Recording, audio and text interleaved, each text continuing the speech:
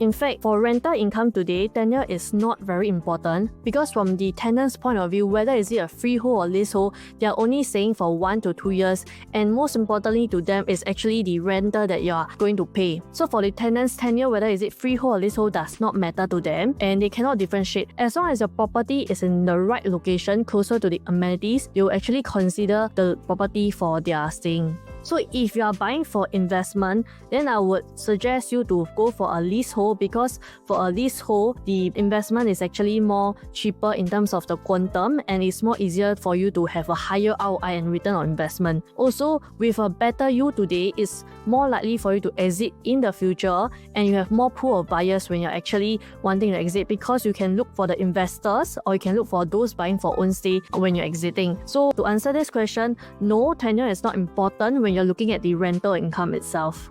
So the fourth question is, if I plan to sell my property in the next 5 to 10 years horizon, which tenure is a smarter choice?